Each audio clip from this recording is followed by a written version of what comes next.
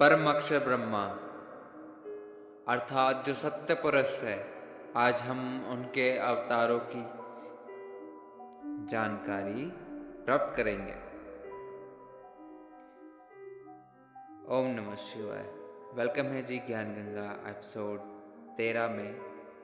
चलिए आगे बढ़ते हैं। नंबर 1, परम अक्षर ब्रह्मा स्वयं पृथ्वी पर प्रकट होता है। वह शरीर के साथ आता है और शरीर के साथ ही लौट जाता है। यह लीला वह परमेश्वर दो प्रकार से करता है। क प्रत्येक युग में शिशु रूप में किसी सरोवर में कमल के फूल पर बन में प्रकट होता है।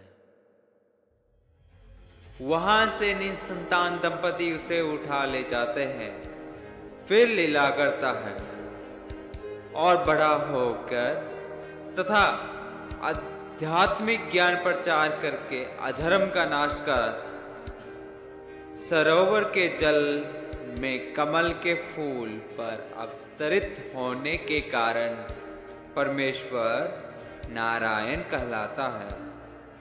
नर यानी जल, आयन यानी आने वाला, अर्थात जल पर निवास करने वाला नारायण कहलाता है। ख जब चाहे साधु संत जिंदा के रूप में अपने सत्यलोक से पृथ्वी पर आ जाते हैं तथा अच्छी आत्माओं को ज्ञान देते हैं। फिर वे पुण्य आत्माएं भी ज्ञान प्रचार करके अधर्म का नाश करते हैं। वे भी परमेश्वर के भेजे हुए अवतार होते हैं।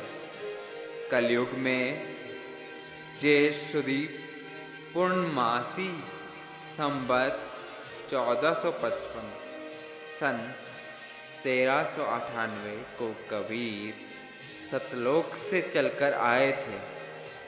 काशी शहर में लहर तारा नामक सरोवर में कमल के फूल पर शिशु रूप में विराजमान हुए।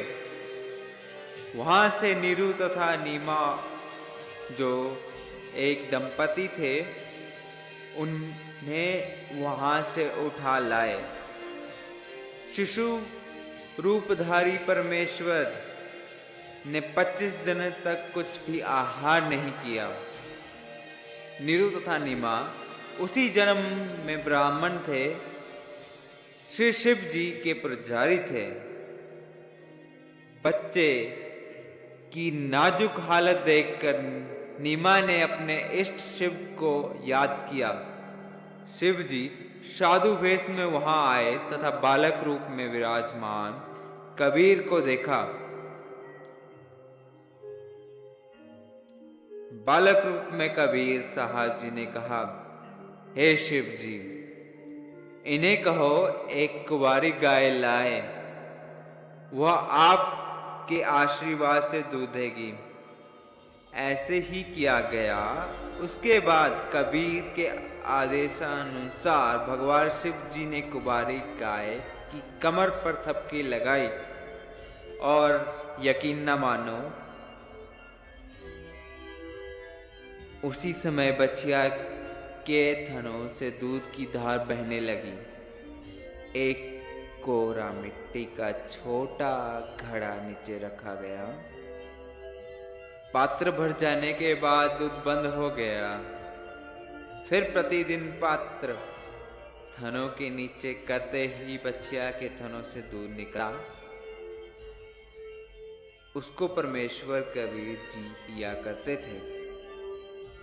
उन्होंने भी परमेश्वर से प्राप्त ज्ञान के आधार पर अधर्म का नाश किया। इसी के साथ हम आपसे अलविदा लेते हैं। मिलते हैं आपसे अगले एपिसोड के लिए। तब तक स्वस्थ रहिए, सुरक्षित रहिए।